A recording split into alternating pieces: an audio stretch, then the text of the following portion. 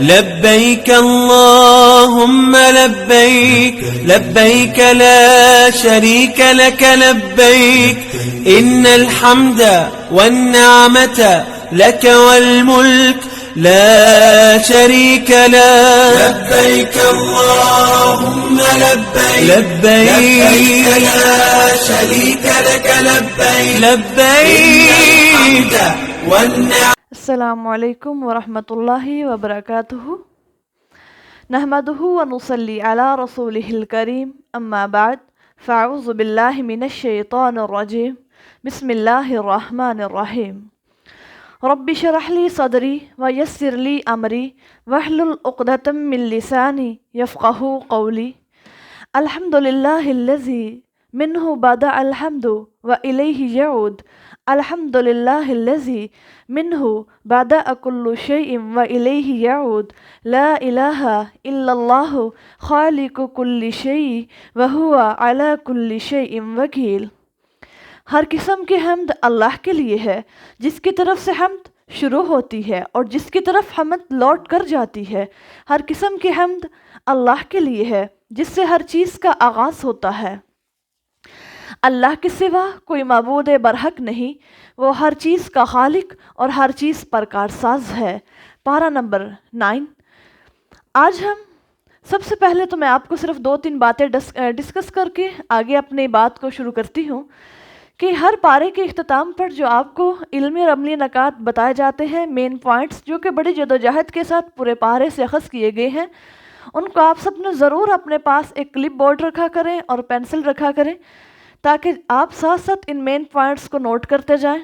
اور اس کے بعد ہم تزکیہ نفس کے حوالے سے ڈیلی بات کرتے ہیں، اور آپ نے کرنا کیا ہے کہ اس تزکیہ نفس کے حوالے سے جو پوائنٹس میں آپ کے ساتھ شیئر کرتی ہوں، وہ آپ نے چلتے پھرتے ان کو اپنے مائنڈ میں رکھنا ہے. اور ہم کیسے مائنڈ میں رکھ سکتے ہیں؟ آپ کسی پوائنٹس کو لکھ کر اپنے کچن میں یا کسی ڈور پہ آپ اس کو چسپا کر دیں، تاکہ آتے جاتے آپ اس پر نظر دوڑائیں اور وہ آپ اپنی عملی زندگی میں لے کر کے آئیں. تو سب سے پہلے ہم اپنے تفسیر کو سٹارٹ کرتے ہیں، ترجمہ کو.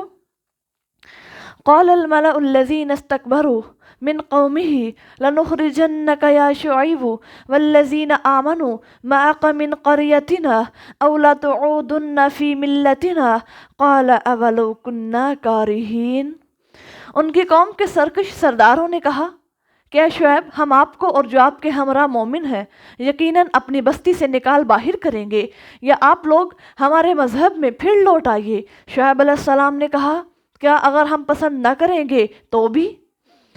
قد افترینا علی اللہ کذبا، بے شک ہم اللہ پر جھوٹ بہتان باندھیں گے اگر ہم تمہارے دین میں پھر لوٹ آئیں، اس کے بعد کہ اللہ نے ہم کو اس سے نجات دی، اور یہ ہمارے لیے ہرگز زیبا نہیں کہ ہم اس میں پھر داخل ہوں، مگر یہ کہ ہمارا رب ہی ویسا چاہے. از روئے علم ہمارا رب ہر چیز پر حاوی ہے، ہم نے اللہ پر توکل کیا. اے ہمارے اللہ، ربنا افتح بیننا و بین قومنا بالحق وانت خیر الفاتحین، ہماری اور ہماری قوم کے درمیان حق و صداقت کے ساتھ فیصلہ فرما دیجئے، اور تو ہی تو سب سے بہتر فیصلہ کرنے والا ہے. اب دیکھیے، اللہ ذوالجلال نے شعیب علیہ السلام کو 2 قوموں پر مامور فرمایا، ایک اہل مدین اور دوسری اصحاب ایکا. کفار نے اپنے نبی شعیب علیہ السلام سے اور جو ان پر ایمان لائے تھے منہ در منہ بات یہ کہی کہ ہم اس گاؤں سے تمہیں نکال دیں گے یا زبردستی ہم تم کو اپنے دین میں داخل کر لیں گے. تو شعیب علیہ السلام نے کہا کہ تم ہماری باوجود ہماری بیزاری کے ایسا کام کرو گے، اگر ہم تمہارے دین میں داخل ہوئے تو سمجھو کہ ہم نے اللہ پر جھوٹا بہتان باندھ دیا. اور یہاں پر بہتان سے مراد شرک ہے، اور یہ کام ہم کو لاحق نہیں ہے. یہ پیغمبر شعیب علیہ السلام اپنی قوم سے کہہ رہے ہیں. ہاں، اگر اللہ چاہے تو وہ اور بات ہے. اللہ اکبر. اب یہاں پر ذرا دیکھیے، اللہ ذوالجلال کے نبی صلی اللہ علیہ وسلم نے فرمایا ہے کہ اب ان کا انکار اور استکبار حد سے تجاوز کر گیا، تو پھر جو حضرت شعیب علیہ السلام تھے انہوں نے دعا کی کہ یعنی دنیا میں برائی اور تکبر کرنے والے قیامت کے دن نہایت چھوٹے ذلیل چونٹیوں کے برابر کر کے حشر کیا جائے گا ان کو، یعنی ان کو برابر کر کے حشر کر دیا جائے گا. ہر طرح سے ذلت اور رسوائی بے عزتی ان کو گھیرے ہوئے ہوگی. یہ کون کہہ رہے ہیں؟ پھر یہاں پر حضرت شعیب علیہ السلام نے دعا کی، ربنا افتح بیننا و بین قومنا بالحق، اے اللہ تو ان کے درمیان اور ہمارے درمیان حق و صداقت کے ساتھ فیصلہ فرما دے۔ پھر آگے نبی صلی اللہ علیہ وسلم نے متکبرین کا بیان میں جو روایت بیان کی تھی، اب یہ بھی میں نے آپ کے سامنے شیئر کی کہ اللہ فرماتے ہیں جو دنیا میں تکبر کرتا ہے، اپنے آپ کو بڑا جانتے ہیں، اللہ ذوالجلال کل قیامت کے روز اس کے وجود کو ایک چونٹی کا وجود عطا کر دیں گے، یعنی اس کو اتنا حقیر اور چھوٹا جسم دے دیں گے۔ وقال الملأ الذین کفروا من قومہ، اور اس کی قوم کے سرداروں میں سے جن لوگوں نے راہ کفر اختیار کی تھی، کہا کہ اگر تم نے شعیب کی پیروی کی تو یقیناً خسارہ اٹھاؤ گے۔ پھر ان کو زلزلے نے آ پکڑا، سو وہ اپنے گھروں میں بیٹھے کے بیٹھے رہ گئے۔ جن لوگوں نے شعیب کی تکذیب کی تھی وہ گویا کبھی ان گھروں میں بسے ہی نہ تھے۔ وہ لوگ جنہوں نے شعیب کو جھٹلایا وہی خسارہ پانے والے ہوئے۔ آپ ذرا یہاں پر یہ بات ملاحظہ فرمائیے کہ مسلمانوں کو اسلام سے انحراف یعنی منحرف کرنے کے لیے کہتے کہ شعیب علیہ السلام کی اطاعت تمہیں غارت کر دے گی، تمہیں نقصان ہوگا، تمہاری آمدنی میں کمی آ جائے گی، ناپ و تول میں محصول جو کماتے ہو وہ سب کا سب تمہارا جاتا رہے گا، تمہیں فائدہ حاصل نہ ہوگا۔ حضرت شعیب علیہ السلام کی قوم جو تھی وہ ماپ تول میں کمی کیا کرتی تھی۔ پھر اللہ کریم نے کیا فرمایا؟ ان کا نتیجہ یہ ہوا کہ اللہ کریم نے آسمانی عذاب سے ان کو دوچار کر دیا اور بصورت زلزلہ ان پر نازل ہوا اور وہ خود ہی برباد ہو گئے۔ سورہ ہود میں کہ وہ آسمانی کڑاکے کی آواز سے ہلاک کیے گئے، اور سورۃ الشعراء میں ہے کہ ان پر ابر سے عذاب برسا۔ واقعہ یہ ہے کہ تینوں عذاب بیک وقت قوم شعیب پر آئے۔ کس طرح؟ ادھر ابر اٹھا جس سے شعلہ بارش شروع ہونے لگی اور اب آگ برسنے لگی، ادھر تند و تیز اور سخت کڑاکے کی آواز آئی جس سے ان کے کلیجے پھٹ گئے، ادھر زمین پر زلزلہ آ گیا، نیچے اوپر کے عذابوں سے دیکھتے ہی دیکھتے تہ بالا کر دیے گئے اور اپنی اپنی جگہ ڈھیر ہو گئے۔ دیکھیے جن قوموں نے اللہ کریم کے نبیوں کو جھٹلایا اور ان کی دعوت حق کو تسلیم نہ کیا تو پھر اللہ نے ان کو کیسے نیست و نابود کر دیا۔ فَتَوَلَّ عَنْهُمْ، پھر شعیب ان سے منہ موڑ کر چل دیے اور کہا اے میری قوم، میں نے اپنے رب کے بھیجے ہوئے احکام بلا شبہ تمہیں پہنچا دیے اور تمہاری خیر خواہی کی، سو میں نہ ماننے والی قوم پر کیوں کر افسوس کروں۔ اپنے عزیزوں اور اپنی قوم کی تباہی کا رنج تو ہوتا ہے، مگر جب انہوں نے اللہ کا حکم نہ مانا اور پیغمبر کو ہر دفعہ جھٹلاتے گئے تو یہاں پر شعیب علیہ السلام نے کہا کہ جاؤ، تم تو اللہ کے بھی دشمن ہو اور نافرمان ہو، مجھے تمہارے دنیا سے جانے کا کوئی غم نہیں ہے۔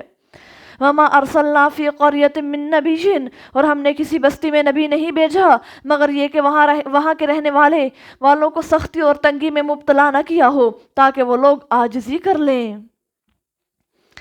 اب یہاں پر یہ ہے کہ جو یہ لوگ تھے ان کو اللہ کریم نے ہر دو طرح سے آزمایا، صحت اور بیماری سے، فقر اور گناہ سے، لیکن وہ کسی حال میں بھی اللہ کریم کے آگے عاجزی کرنے والے نہ بنے، بلکہ اپنے حال کی یوں تعویل کرنے لگے کہ یہ کچھ نئی بات نہیں ہے، گردش زمانہ ہے، کبھی یوں ہوتا ہے اور کبھی وہ ہوتا ہے۔ اللہ کی آزمائش کو نہ سمجھے، اور جو مومن ہوتا ہے وہ اللہ کی آزمائش کو تکلیف اور خوشی میں سمجھ لیتا ہے۔ ثم بدلنا، پھر تکلیف کی جگہ راحت کو بدلا، یہاں تک کہ انہوں نے خوب ترقی کی اور کہنے لگے کہ ہمارے باپ دادوں کو بھی اسی طرح سختی اور راحت پیش آ چکی ہے، بس ہم نے انہیں اچانک پکڑ لیا اور انہیں اس کی خبر تک نہ ہوئی۔ اب یہاں پر ذرا غور کیجئے، حضرت عبید اللہ بن خالد رضی اللہ تعالیٰ عنہ کہتے ہیں کہ رسول اللہ صلی اللہ علیہ وسلم نے فرمایا اچانک مرنا اللہ کا غضب اور ناراضگی کی گرفت ہے، یعنی اچانک موت غضب الہی کی نشانی ہے اور ناراضگی کی گرفت ہے، یعنی اچانک موت غضب الہی کی نشانی ہے، اور اس کو توبہ اور عمل صالح کا بھی موقع نہیں ملتا۔ اور بہقی نے شعب الایمان میں اور رزین نے اپنی کتاب میں اس بات کا اضافہ کیا کہ اچانک موت کافر کے لیے اور نفرت اور نقمت اور حسرت ہے، اور مومن کے لیے راحت اور رحمت ہے فقط۔ وَلَوْ أَنَّ أَهْلَ الْقُرَىٰ، اور اگر بستیوں والے ایمان لے آتے اور اللہ سے ڈرتے تو ہم ان پر زمین و آسمان کی تمام برکتیں کھول دیتے، لیکن انہوں نے تکذیب کی، پس ہم نے انہیں ان کے اعمال کی سزا میں پکڑ لیا۔ اب یہاں پر یہ غور کیجئے، اللہ فرماتے ہیں وہ لوگ جو میرے پیغمبروں کے احکامات کو مانتے ہیں، پیروی کرتے ہیں، ہم ان پر آسمان اور زمین کی برکتیں کھول دیتے ہیں، آسمان سے پانی برسا کر اور زمین سے پیداوار کو اگا کر کے۔ حدیث میں آیا ہے کہ رسول اللہ صلی اللہ علیہ وسلم نے فرمایا کہ اللہ کریم اگر میرے بندے فرما بردار ہوتے تو میں رات کے وقت بارش برساتا اور دن میں دھوپ نکال دیتا، اور بادل کی آواز بھی ان کو نہ سناتا، یعنی ذرا سی بھی تکلیف نہ پہنچتی میرے بندوں کو اگر وہ میرے فرما بردار ہوتے تو۔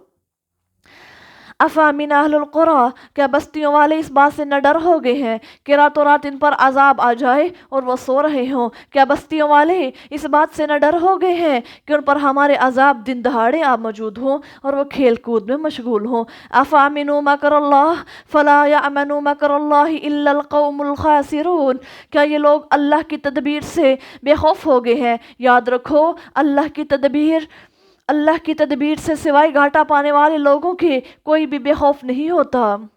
اب یہاں پر غور کیجئے کہ خدا کے مکر سے بے خوف ہونے والا یقیناً خاسر اور فاسق ہوتا ہے۔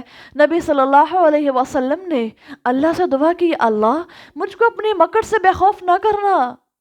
پھر امام حسن بصری رحمۃ اللہ علیہ فرماتے ہیں مومن نیکیاں کرتا ہے اور پھر بھی ڈرتا ہے، لیکن فاسق اور فاجر شخص گناہ کرتا ہے اور بے خوف رہتا ہے، نتیجے میں مومن امن پا لیتا ہے اور فاسق جو ہے وہ پیس دیا جاتا ہے۔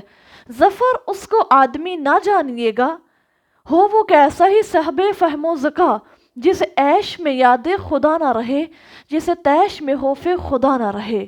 ذرا دیکھیے اللہ کہتے ہیں آگے، اولم یہدی للذین، کیا ان لوگوں پر جو گزشتہ مالکان زمین کے بعد اب زمین کے وارث ہوئے یہ بات واضح نہیں ہوئی کہ اگر ہم چاہتے تو ان کے گناہوں کی وجہ سے ان کو عذاب میں پکڑ لیتے اور ہم ان کے دلوں پر مہر کر دیتے، سو وہ نصیحت کی بات کو بھی نہیں سمجھتے۔ تلک القریٰ نقص علیک، اے پیغمبر صلی اللہ علیہ وسلم یہ چند بستیاں ہیں جن کے حالات ہم آپ کو سناتے ہیں، اور یقیناً ان لوگوں کے پاس ان کے پیغمبر معجزات لے کر آئے تھے، پھر جس چیز کو یہ لوگ پہلے جھٹلا چکے تھے یہ نہ ہو سکا کہ اس کو مان لیں، اللہ اسی طرح نہ ماننے والوں کے دلوں پر مہر کر دیتا ہے۔ اب یہاں پر ذرا غور کیجئے، ان لو نشاء اصبناہم بذنوبہم، اگر ہم چاہتے تو ہم ان کو ان کے گناہوں کے بسبب پکڑ لیتے۔ جیسے اللہ فرماتے ہم نے پہلوں کو پکڑا۔ اللہ کریم نے اس آیت میں یہ بات بیان کی کہ جو لوگ رسولوں کو جھٹلاتے ہیں راہ حق پر نہیں آتے، کیسے بے پرواہ ہیں۔ ان سے پہلے جو لوگ گزرے ہیں جن کے یہ جانشین بن کر بیٹھے ہیں، ان کے حال سے ذرا عبرت تو حاصل کر لے۔ یہ تو عبرت بھی حاصل نہیں کرے تو ان کا کیا حال ہوا؟ انہوں نے رسولوں کو جھٹلایا، دین حق سے روگرداں رہے، تو کس ذلت کے ساتھ گاؤں کے گاؤں ہلاک ہو گئے، بستیاں کی بستیاں اجڑ گئیں، ویران ہو گئی۔ تو اللہ فرماتے ہیں جنہوں نے ہمارے پیغمبروں کو جھٹلایا ہم نے ان کو عبرت کا نشان بنا دیا۔ وما وجدنا لأکثرہم من عہد، اور ان میں سے اکثر کو ہم نے قول و قرار کا پکا نہیں پایا، اور ان میں سے اکثر کو ہم نے نافرمان ہی پایا ہے۔ پھر ان کے بعد ہم نے موسیٰ کو اپنے نشانات کے ساتھ فرعون اور اس کے سرداروں کی طرف بھیجا، مگر انہوں نے ان نشانات کو جھٹلایا، سو دیکھیے کہ فساد برپا کرنے والوں کا کیسا انجام ہوا۔ وقال موسیٰ یا فرعون انی رسول من رب العالمین، اور موسیٰ نے کہا اے فرعون میں دنیا جہان کے پروردگار کی طرف سے ایک رسول بن کے آیا ہوں۔ اب یہاں پر ذرا دیکھیے اللہ کریم نے موسیٰ علیہ السلام کو فرعون کی طرف جو ہے وہ نبی بنا کر بھیجا۔ میرے لیے یہ زیبا نہیں ہے کہ خدا سے متعلق جو بھی کہوں اور یہ بات سچ ہی کہوں۔ میں بلا شبہ تمہارے رب کی طرف سے روشن دلائل لے کر آیا ہوں، میرے پر یہی زیبا ہے، تمہارے پاس آیا ہوں سو بنی اسرائیل کو میرے ساتھ بھیج دو۔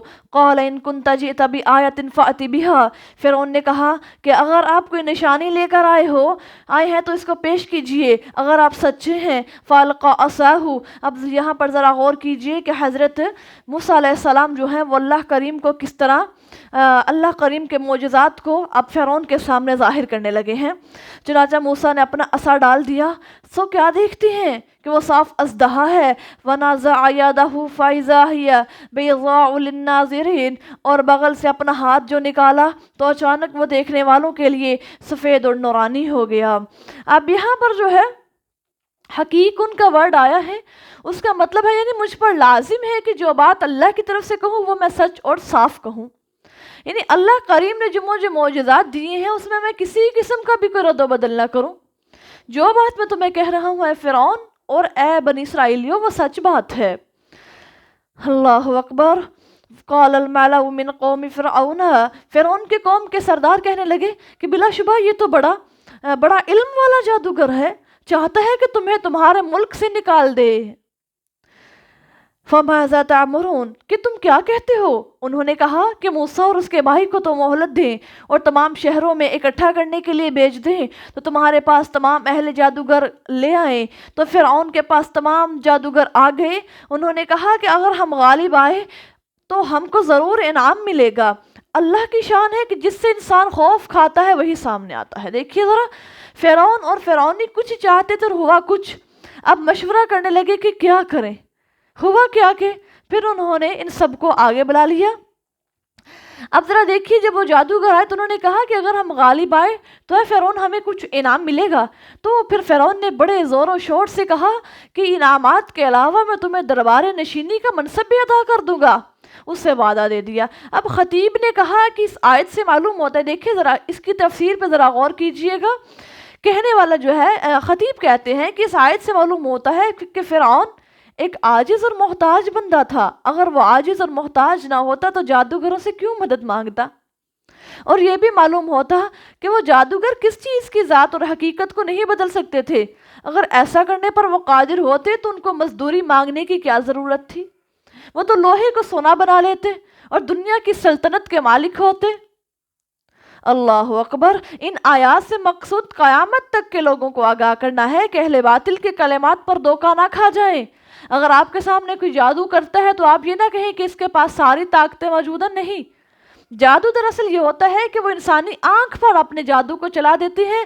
حقیقت میں وہ چیز ویسی ہوتی ہے لیکن جادو کے ذریعے سے انسانی آنکھ کو وہ چیز جو دکھانا چاہتے ہیں وہ نظر آنا شروع ہو جاتی ہے.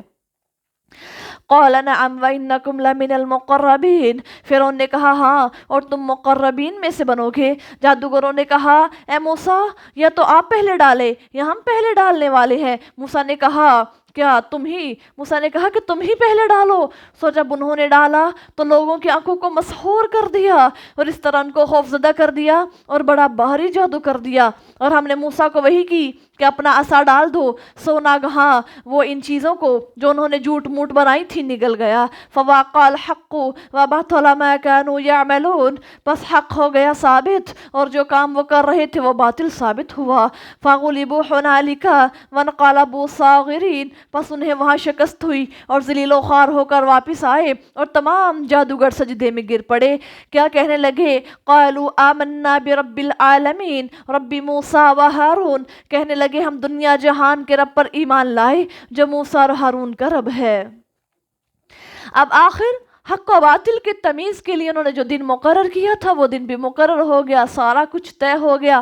پھر موسیٰ علیہ السلام کو اللہ ذوالجلال نے غالب کر دیا اور جو فرعونی تھے ان کے جادوگر سارے کے سارے مغلوب ہو گئے. اور جو جادوگر تھے انہوں نے جب دیکھا کہ یہ تو واقعی معجزہ ہے، یہ کوئی جادوگر نہیں ہے.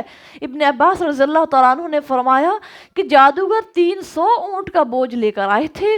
جب وہ رسیاں اور لکڑیاں میدان میں پھینک دی تو ہزارہا کی تعداد میں پہاڑوں کے برابر سانپ نظر آنے لگے اور میدان بھر گیا.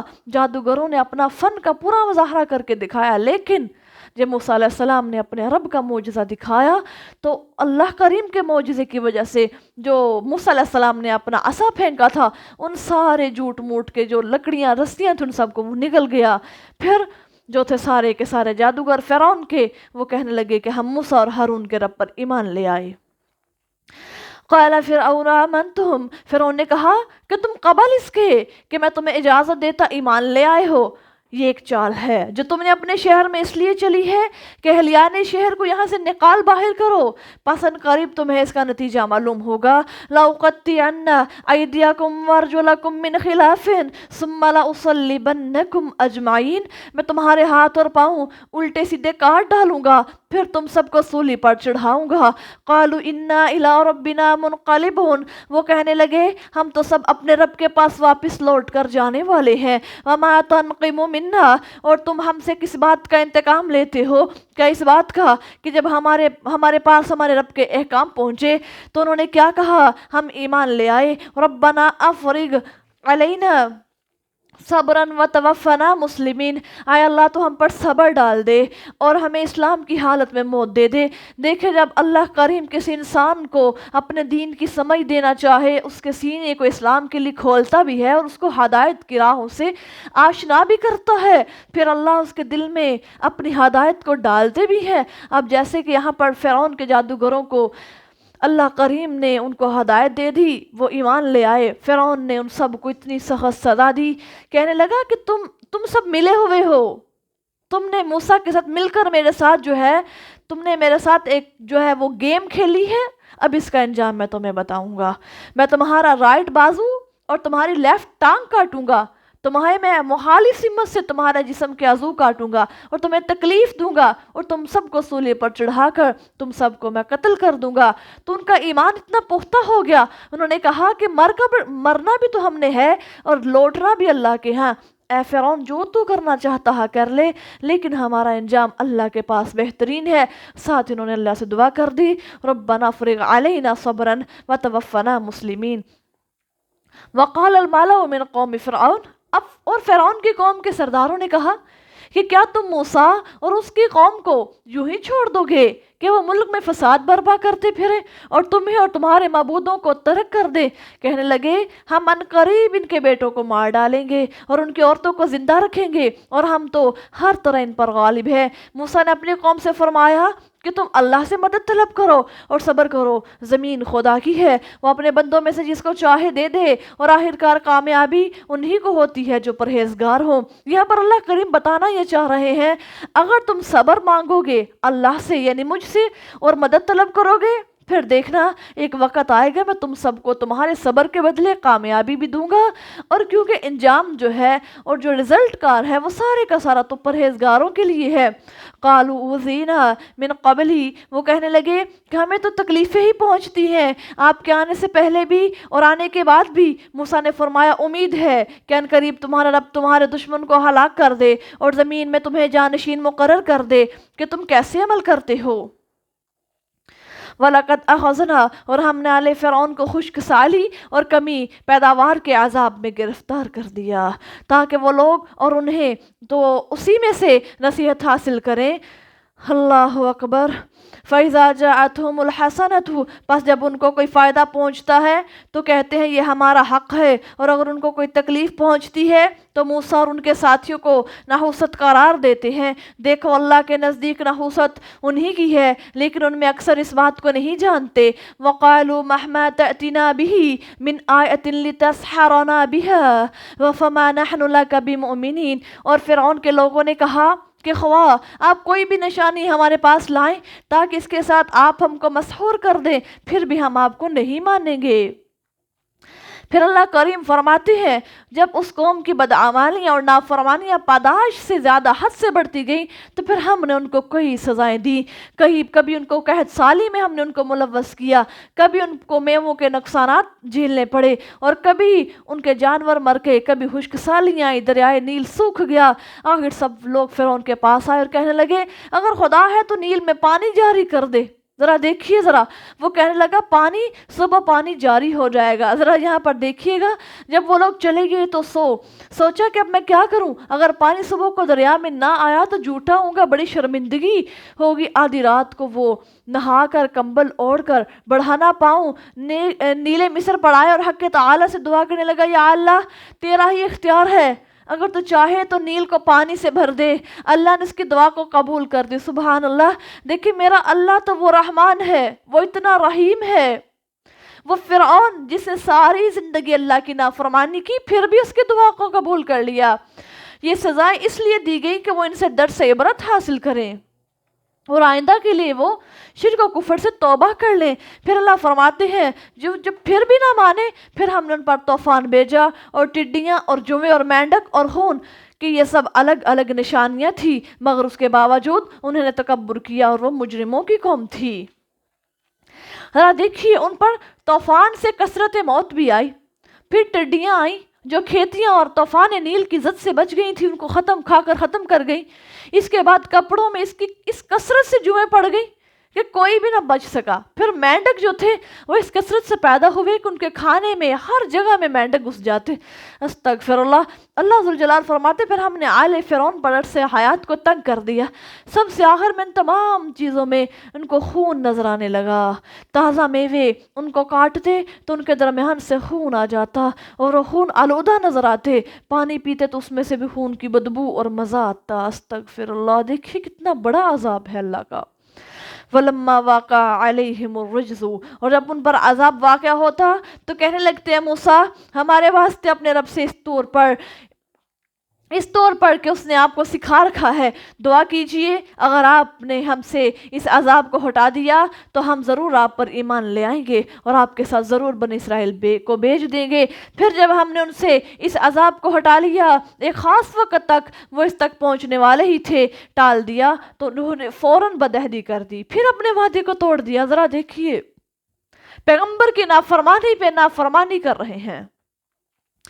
فَانْتَقَمْنَا مِنْهُمْ، پھر ہم نے ان سے انتقام لیا، سو ہم نے ان کو گہرے پانی میں غرق کر دیا، کیونکہ وہ لوگ ہمارے آیتوں کو جھٹلاتے اور ان سے غفلت برتتے تھے، اور ہم نے ان لوگوں کو جو کمزور سمجھے جاتے تھے اس زمین کے مشرق اور مغرب کا وارث بنا دیا، جس میں کہ ہم نے برکت رکھی ہے، اور آپ کے رب کا نیک وعدہ بنی اسرائیل پر پورا ہو گیا، اس وجہ سے کہ انہوں نے صبر کیا، اور جو محلات فرعون اور اس کی قوم بنایا کرتی تھی اور جو وہ بیلیں اور کوٹھے پر چڑھایا کرتے تھے، ان سب کو ہم نے ملیاں میٹ کر کے رکھ دیا۔ اللہ اکبر۔ ذرا یہاں پر دیکھیے بنی اسرائیل جو بالکل نہتے ننگے اور بھوکے تھے حاک میں وقت بنا دیے گئے، مشرق اور مغرب کے قبضے، مشرق اور جو مغرب تھے ان کے قبضے میں آ گئی، اور ہر قسم کی نعمتوں سے اللہ کریم نے ان کو سرفراز کر دیا۔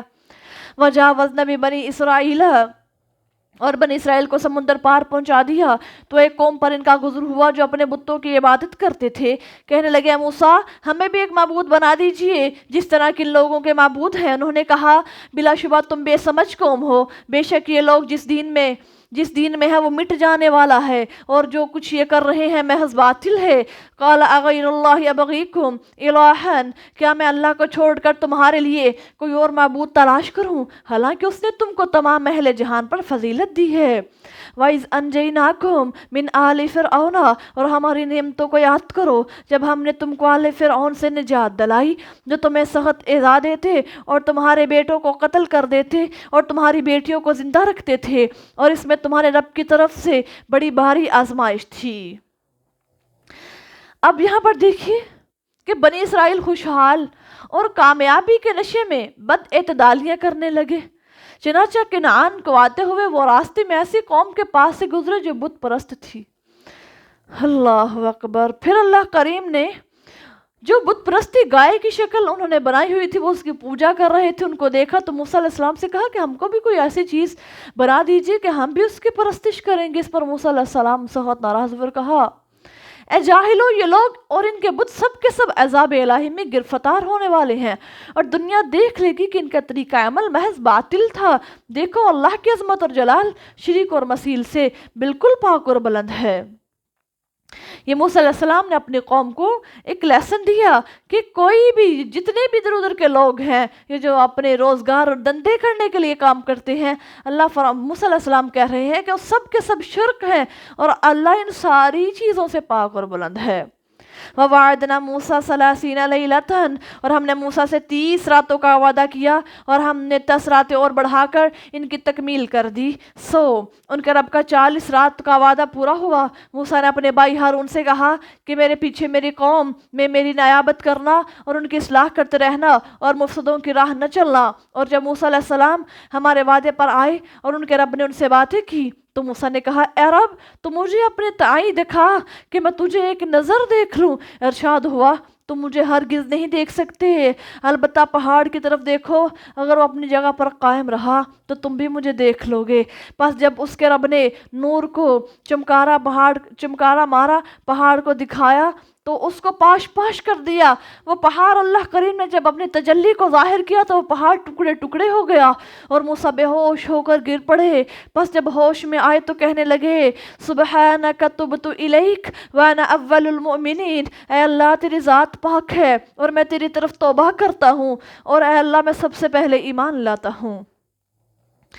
قال یا موسیٰ انی اصطفیتک علی الناس برسالاتی، اور ارشاد ہوا ہے موسیٰ میں نے اپنی رسالت اور کلام کے ساتھ تمام لوگوں پر برگزیدہ کیا ہے تجھ کو، پس جو کچھ میں نے تمہیں دیا ہے اور شکر گزار کرنے والے بن جاؤ۔ وَكَتَبْنَا لَهُ فِي الْأَلْوَاحِ، اور ہم نے تختیوں پر موسیٰ کے لیے ہر قسم کے نصیحت اور ہر چیز کی تفصیل لکھ دی۔ پس فرمایا مضبوطی سے ان کو تھام لو اور اپنی قوم کو بھی حکم دو کہ وہ ان کی بہترین باتوں پر عمل پیرا ہو جائیں۔ میں تمہیں عنقریب نافرمانوں کے گروہ کے گھر دکھاؤں گا، اور میں بہت جلد ان لوگوں کو اپنے احکام پر عمل کرنے سے روک دوں گا جو زمین میں ناحق تکبر کرتے ہیں۔ اگر وہ تمام قسم کی نشانیاں بھی دیکھ لیں گے تو بھی ان پر ایمان نہ لائیں گے، اور ہدایت کا راستہ دیکھ لیں تو اس کو اختیار نہ کریں گے، اور اگر گمراہی کی راہ دیکھ پائیں تو اس پر چلنے لگیں گے۔ اس وجہ سے ہے کہ انہوں نے ہماری آیتوں کو جھٹلایا اور ان سے غافل رہے۔ والذین کذبوا بآیاتنا ولقاء الآخرۃ حبطت اعمالهم، اور وہ لوگ جنہوں نے ہماری آیتوں اور آخرت کے پیش آنے کو جھٹلایا ان سب کا کیا درا اکارت گیا، یعنی ضائع ہو گئے ان کے اعمال سارے کے سارے۔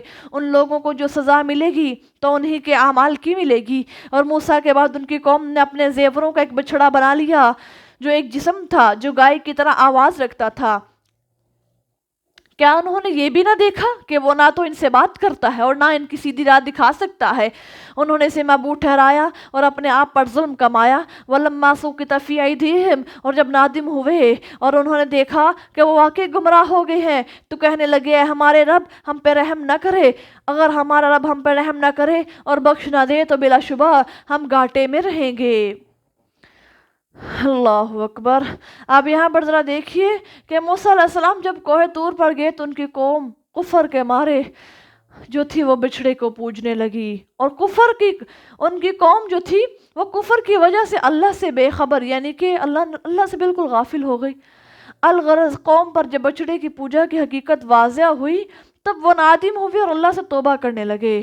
وَلَمَّا رَجَعَ مُوسَىٰ، اور جب موسیٰ غصے اور رنج میں بھرے ہوئے اپنی قوم کی طرف لوٹے تو کہنے لگے کہ میرے بعد تم نے میری بری نیابت کی ہے، تم اپنے رب کے حکم سے پہلے ہی جلدی کر بیٹھے۔ اور موسیٰ نے تختیاں پھینک دی اور اپنے بھائی کا سر پکڑ کر اپنی طرف گھسیٹنے لگے۔ اس نے کہا اے میرے ماں جائے بھائی، ان لوگوں نے مجھے ناتواں سمجھا اور قریب تھا کہ مجھے قتل کر ڈالیں، سو میری بے حرمتی سے مجھ پر دشمنوں کا مت ہنسا اور مجھے ان ظالموں کے ساتھ نہ ملا۔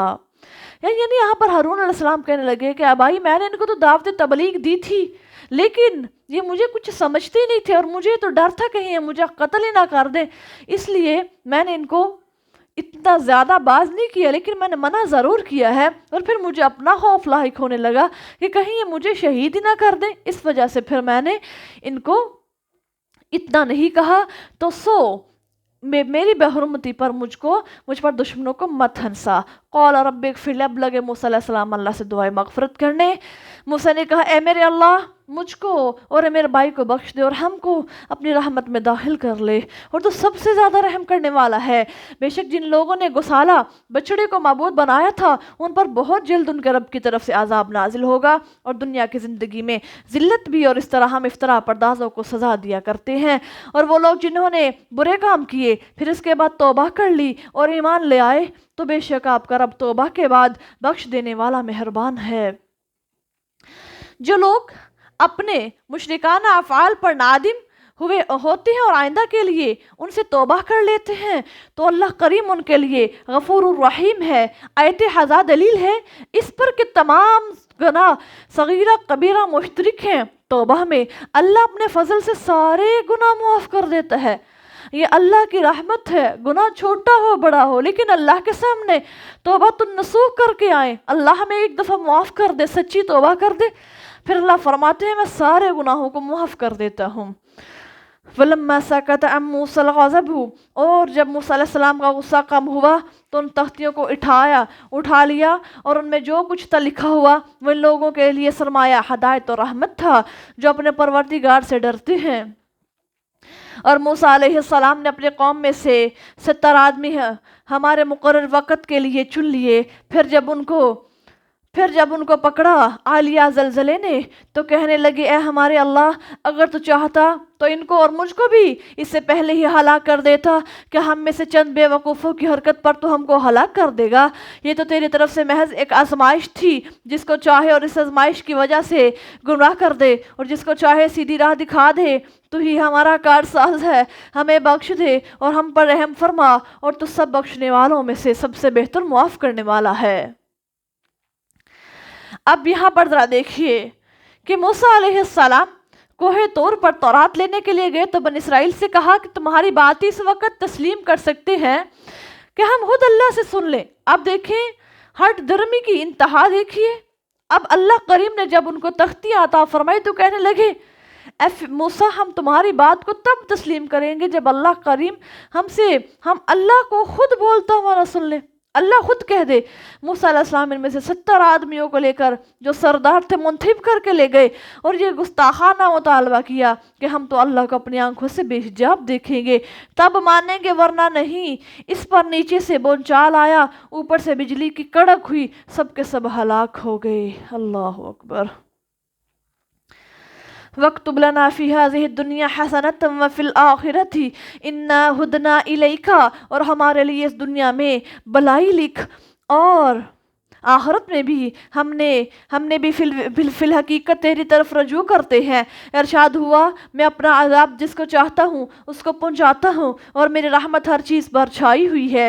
سو میں اس بلائی کو ان لوگوں کے لیے ضرور لکھ دوں گا جو پرہیزگاری اختیار کرتے ہیں اور زکوٰۃ دیتے ہیں، اور ان لوگوں کے لیے جو ہماری آیتوں پر ایمان لاتے ہیں۔ الذین یتبعون رسول النبی الامی الذی، وہ لوگ جو ایسے رسول نبی امی کی پیروی کرتے ہیں جن کو وہ اپنے ہاتھ تورات اور انجیل میں لکھا ہوا پاتے ہیں، جو ان کو نیکی کے کام کرنے کو کہتے اور برے کاموں سے روکتے ہیں، اور پاکیزہ چیزوں کو ان کے لیے حلال قرار دیتے ہیں اور ناپاک چیزوں کو ان کے لیے حرام ٹھہراتے ہیں، اور ان پر سے ان کے بوجھ اور توق جو ان پر تھے اترواتے ہیں۔ سو وہ لوگ جو ان پر ایمان لائے اور ان کو تقویت پہنچاتے اور ان کی مدد کرتے ہیں اور اس نور کی پیروی کرتے ہیں جو ان کے ساتھ نازل ہوا، یہی لوگ فلاح پانے والے ہیں۔ قل یا ایھا الناس، کہہ دیجئے نبی صلی اللہ علیہ وسلم، اے لوگوں بلا شبہ میں تم سب کی طرف اللہ کا رسول ہوں بھیجا ہوا۔ وہ اللہ جس کے لیے تمام آسمانوں اور زمین کی بادشاہت ہے، اس کے سوا کوئی معبود نہیں، وہی زندگی بخشتا ہے اور وہی مارتا ہے۔ سو اللہ پر ایمان لے آؤ اور اس کے رسول نبی امی پر بھی تم سب ایمان لے آؤ جو اللہ اور اس کے کلام پر خود بھی ایمان رکھتے ہیں، اور اس کی پیروی کرو تاکہ تمہیں ہدایت حاصل ہو جائے۔ اب یہاں پر یہ بات دیکھیے کہ اللہ کی ہدایت کن لوگوں کو ملتی ہے، اللہ کی جو ہے اللہ کریم کن لوگوں کو اپنی ہدایت عطا فرماتے ہیں؟ وہ لوگ جو نبی امی پر بھی ایمان لے کر کے آتے ہیں اور اس کے ساتھ ساتھ اللہ پر بھی اور ان کتابوں پر بھی جو اللہ کریم نے پہلے اتاری۔ وَمِن قَوْمِ مُوسَىٰ أُمَّةٌ يَهْدُونَ، اور موسیٰ کی قوم میں سے چند لوگ ایسے بھی ہیں جو حق کے ساتھ راہ دکھاتے اور حق کے مطابق انصاف کرتے ہیں، اور ہم نے ان کو 12 قبیلوں میں گروہ در گروہ تقسیم کر دیا۔ اور جب موسیٰ کی قوم نے اس سے پانی طلب کیا تو اس کی طرف سے ہم نے وہی کی کہ ان کو اپنے عصا سے پتھر کو مار دو، 100 سے 12 چشمے پھوٹ نکلے۔ تمام لوگوں نے اپنا اپنا گھاٹ معلوم کر لیا، اور ہم نے ان پر بادلوں کا سایہ کر دیا اور ان پر من و سلوہ نازل کیا اور کہا جو کچھ ہم نے تمہیں حلال اور طیب دیا ہے اس میں سے کھاؤ، اور ہم نے ان پر ظلم نہیں کیا بلکہ انہوں نے خود اپنے آپ پر ظلم کیا ہے۔ یعنی اصلاح اور انتظام کے لیے ان کی 12 جماعتیں جو 12 دادوں کی اولاد تھی الگ الگ کر دی گئی۔ پھر ہر ایک جماعت کا ایک نقیب مقرر کر دیا گیا جو اس کی نگرانی اور اصلاح کا خیال رکھتا تھا۔ آگے اللہ کریم کے فرماتے ہیں وَإِذَا قِيلَ لَهُمُ اسْكُنُوا فِي هَٰذِهِ الْقَرْيَةِ، جب ان کو حکم دیا گیا کہ اس گاؤں میں رہو، اس بستی میں رہو سہو، اور اس جگہ سے جہاں چاہو کھاؤ اور مغفرت طلب کرو، اور دروازے میں عاجزانہ طور سے داخل ہونا، ہم تمہارے گناہ معاف کر دیں گے، ہم نیک کام کرنے والوں کو بہت جلد فراوانی دیں گے۔ دیکھیں اللہ کریم یہاں پر فراوانیوں کا وعدہ دے رہے ہیں انسان کو۔ وہ کیا ہے؟ اللہ فرماتے ہیں اپنے گناہوں کی معافی طلب کرنا، پھر آئندہ کے لیے توبۃ النصوح کرنا، پھر میں اللہ تمہیں فراوانی دوں گا، کثرت دوں گا۔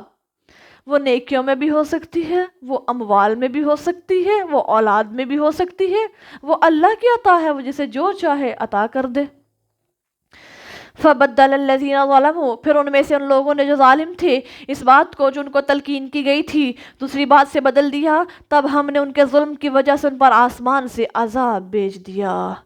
اللہ اکبر۔ وَاسْأَلْهُمْ عَنِ الْقَرْيَةِ الَّتِي، اور اے پیغمبر صلی اللہ علیہ وسلم ان یہودیوں سے اس گاؤں کا حال پوچھئے جو سمندر کے کنارے پر تھا، جب وہ ہفتے کے دن شریعت سے بڑھ جاتے، کیونکہ جب ان کا ہفتے کا دن ہوتا تو مچھلیاں ابھر کر ان کے سامنے آتی، اور جب ہفتے کا روز نہ ہوتا تو وہ نہ آتی۔ اس طرح ہم ان کو ان کے فسق اور نافرمانی کی وجہ سے آزماتے ہیں۔ اور جب ان میں سے ایک گروہ نے کہا کہ تم کیوں ایسے لوگوں کو وعظ و نصیحت کرتے ہو جنہیں خدا تباہ کرنے یا سخت ترین سزا دینے والا ہے، انہوں نے کہا کہ تو ہم تمہارے پروردگار کے حضور اپنے اوپر سے الزام اتارنے کو ایسا کرتے ہیں، اور اس لیے کہ شاید وہ باز آ جائیں۔ اب یہاں پر 3 گروہ ہیں، وہ لوگ جنہوں نے اللہ کریم نے ہفتے کے روز مچھلیاں پکڑنے سے منع فرما دیا۔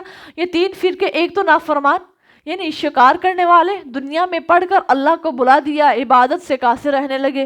اب دوسرے جو تھے وہ ان سے منع کرتے اور ان کو روکتے، واضح نصیحت کرتے اور خود بھی باز رہتے۔ تیسرا وہ گروہ تھا جو مچھلیاں تو نہ پکڑتے لیکن ان کو منع بھی نہیں تھے کرتے، تو اللہ کریم نے صرف ایک گروہ کو بچایا۔ انہوں نے کیا کیا کہ انہوں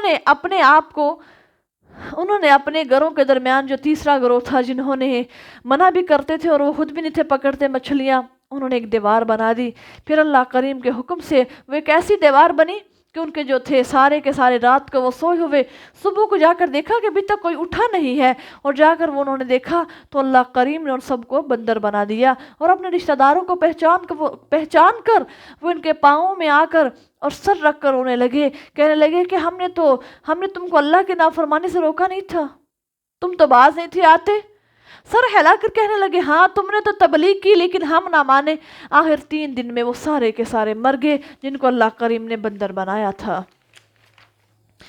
اب آگے اللہ کریم کیا فرماتے ہیں، فَلَمَّا نَسُوا مَا ذُكِّرُوا بِهِ، پھر جب وہ ان باتوں کو بھول گئے جو ان کو سمجھائی جاتی تھی، تو ہم نے ان لوگوں کو تو بچا لیا جو برائی سے منع کرتے تھے، اور ہم نے ان لوگوں کو جو ظالم تھے ان کی نافرمانی کی وجہ سے عذاب میں گرفتار کر لیا۔ پھر جس کام سے ان کو وہ روکا گیا تھا، جب ان میں سے وہ حد سے بڑھ گئے تو ہم نے ان سے کہہ دیا کہ ذلیل و خوار بندر بن جاؤ۔ وَإِسْتَعَذَّنَا رَبُّكَ، اور جب آپ کے رب نے حکم دیا کہ وہ ان پر قیامت تک ایسے لوگوں کا مسلط رکھے گا جو انہیں سخت تکلیفیں پہنچاتے رہیں گے، بلا شبہ آپ کا پروردگار بہت جلد سزا دینے والا ہے، نیز وہ بڑی مغفرت اور بڑی رحمت والا ہے۔ وَقَطَّعْنَاهُمْ فِي الْأَرْضِ أُمَمًا، اور ہم نے ان کو دنیا میں کئی گروہ بنا کر تقسیم کر رکھا ہے، ان میں سے نیکوکار بھی ہیں اور ان میں سے اس کے برعکس بھی ہیں، اور ہم نے ان کو خوشحالیوں اور بدحالیوں میں ہر طرح آزمایا کہ شاید وہ باز آ جائے۔ اللہ فرماتے ہیں کبھی ہم نے ان کو مال کی کثرت دی، کبھی ہم نے ان کو بھوک سے آزمایا، لیکن وہ کسی طرح سے بھی نہ مانے۔ فَخَلَفَ مِن بَعْدِهِمْ خَلْفٌ وَرِثُوا الْكِتَابَ، پھر ان کے بعد نالائق جانشین آئے جو کتاب کے وارث بن گئے،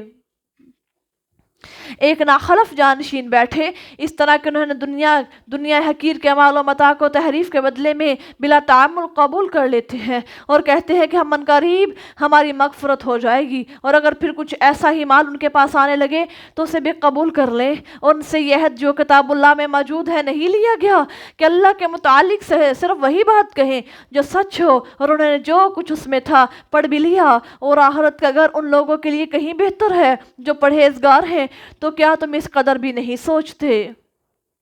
اللہ اکبر۔ اب یہاں پر اس آیت میں اللہ کریم یہ فرما رہے ہیں کہ پچھلے لوگ رشوت لے کر مسئلے غلط کہتے تھے اور امید رکھتے تھے کہ ہم معاف کر دیا جائے گا، ہمیں بخشا جائے گا. لیکن آج کل اس سے مراد وہ لوگ ہیں جو قرآن و حدیث کے غلط معنی بتا کر اور غلط فتوے دے کر لوگوں کو خوش کرتے ہیں. کس کے لیے؟ دنیا کا فائدہ حاصل کرنے کے لیے. اللہ اکبر. والذین یمسکون بالکتاب، اور وہ لوگ جو کتاب کو مضبوطی سے تھامے ہوئے ہیں اور نماز پڑھتے ہیں، یقیناً ہم ایسے نیک لوگوں کے اجر کو ضائع نہیں کرتے. اور جب ہم نے ان کے اوپر پہاڑ کو سائبان کی طرح لامعلق کیا اور انہیں یقین ہو گیا کہ اب وہ گرا، اس وقت ہم نے کہا کہ جو کچھ ہم نے تمہیں دیا ہے اسے مضبوطی سے تھام رہو اور جو کچھ اس کے اندر ہے اسے یاد رکھو تاکہ تم پرہیزگار بن جاؤ. اب یہاں پر یہ بات دیکھیے، جب یہود نے احکام تورات کے قبول کرنے سے انکار کیا تو ان پر طور پہاڑ کو لا کھڑا کیا اور ان کو کہا کہ قبول کرو ورنہ تمہارے اوپر پھینک دیا جائے گا. انہوں نے سجدہ کیا اور قبول کر لیا. یعنی کہ دیکھیے، جب انہوں نے تورات سے انکار کیا تو پھر اللہ کریم نے ان کو کیسے کہا.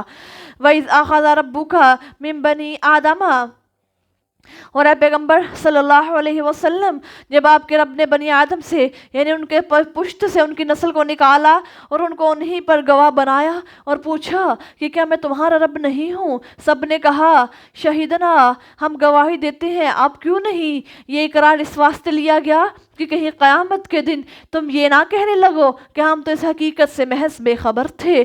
او تقولوا انما اشرک آباؤنا، یا یوں کہو کہ شرک تو ہمارے باپ دادوں نے کیا تھا اور ہم تو انہی کی نسل سے ہیں جو ان کے بعد آئے. تو کیا خدایا تو ہمیں ان غلط کاروں کے افعال پر ہلاک کر دے گا؟ اور اسی طرح ہم اپنی آیتوں کو تفصیل کے ساتھ بیان کرتے ہیں تاکہ یہ لوگ رجوع کر لیں. اور اے پیغمبر صلی اللہ علیہ وسلم، ان لوگوں کو اس شخص کا حال پڑھ کر سنائیے جس کو ہم نے اپنی نشانیاں دی تھی، پھر وہ ان سے نکل بھاگا اور پھر شیطان اس کے پیچھے لگ گیا، بس وہ گمراہوں میں سے ہو گیا. اور اگر ہم چاہتے تو اس کا درجہ ان نشانیوں کی وجہ سے بلند کر دیتے، لیکن وہ دنیا کی طرف مائل ہو گیا اور اپنی نفسانی خواہشوں کی پیروی کرنے لگا. سو اس کی مثال کتے کی سی ہے، اگر اس پر حملہ کر دو تو وہ زبان نکال لیتا ہے، اگر اسے چھوڑ دو تو بھی زبان نکالتا ہے. یہی مثال ان لوگوں کی ہے جنہوں نے ہماری آیتوں کو جھٹلایا. یہ قصے آپ ان کو سنا دیجئے تاکہ وہ غور و فکر کر لیں. اللہ اکبر. یہاں پر دیکھیے اللہ کریم فرماتے ہیں وہ لوگ جو میرے نبی کی اطاعت نہیں کرتے، جو میرے نبی کے احکامات کو، دی گئی شریعت کو نہیں مانتے اور اب علم و ہدایت کو چھوڑ کر وہ لوگ اپنی خواہش نفسانی کے پیچھے لگ جاتے ہیں، ان کو پورا کرنے کے لیے حرام اور حلال کی تمیز کا بول بیٹھتے ہیں. یہی لوگ ہیں، ان کی مثال کتوں کی مانند ہے. پھر اللہ کریم ان کو کبھی بھی ہدایت نصیب نہیں کرتا، اور جس کو گمراہ کر دے اللہ کریم کہتے ہیں وہ تو بڑا ہی زیادہ خسارے میں ہے. وَلَوْ شِئْنَا لَرَفَعْنَاهُ بِهَا، اور اگر ہم چاہتے تو اس کا درجہ ان نشانیوں کی وجہ سے بلند کر دیتے، لیکن وہ تو دنیا کی طرف مائل ہو گیا اور اپنے نفسانی خواہشوں کی پیروی کرنے لگا. آگے اللہ کریم کیا فرماتے ہیں؟ سَاءَ مَثَلًا الْقَوْمُ الَّذِينَ، ان لوگوں کی مثال بہت ہی بری ہے جنہوں نے ہمارے احکام کو جھٹلایا اور اپنے آپ پر وہ لوگ ظلم کرتے رہے. مَن يَهْدِ اللَّهُ فَهُوَ الْمُهْتَدِي وَمَن يُضْلِلْ فَأُولَٰئِكَ هُمُ الْخَاسِرُونَ.